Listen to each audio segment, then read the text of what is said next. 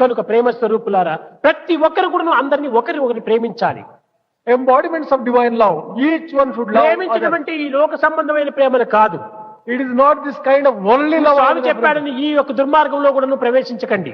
Do not take the wrong path. అందరి యందు ఉన్నటువంటిది ఆత్మ ఒక్కటే అనేటువంటి సమత్వంతో ప్రేమించాలి. Recognizing that Atma resides in A everyone. సాధనలు చేయకపోయినా కూడా పర్వాలేదు. You need not do any other sadhana.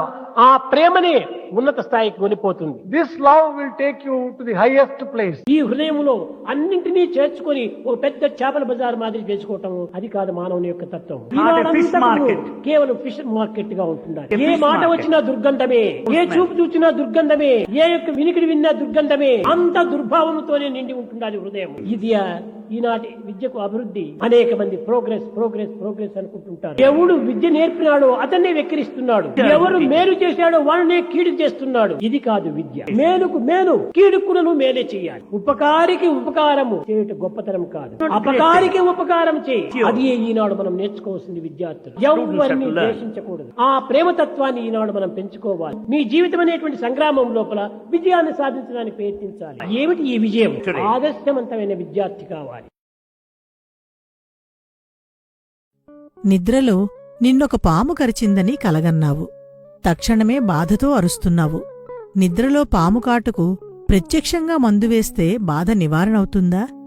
నిద్రలో ఉన్నంతవరకు పాము భయం పీడిస్తుంది. నిద్ర నుండి లేస్తే పాము ఉండదు, భయమూ ఉండదు, బాధ కూడా ఉండదు. ఈనాడు నీవు దేహాభిమానము, లోకాభిమానమనే నిద్రలో ఉన్నావు. ఈ నిద్రలో అనేక బాధలను అనుభవిస్తున్నావు. ఈ బాధలు పరిహారం కావాలంటే ఏం చెయ్యాలి? అజ్ఞానమనే నిద్ర నుండి మేలుకోవాలి. అనగా దేహాభిమానమును తగ్గించుకోవాలి. దేహాభిమానమును ఎంత తగ్గించుకుంటే ఆనందం అంత పెరుగుతుంది.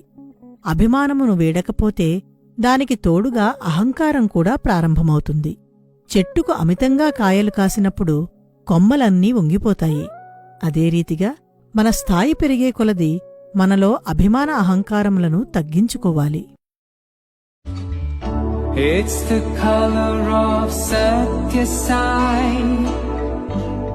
the color of love. He is love, He is love, He is everything, everywhere.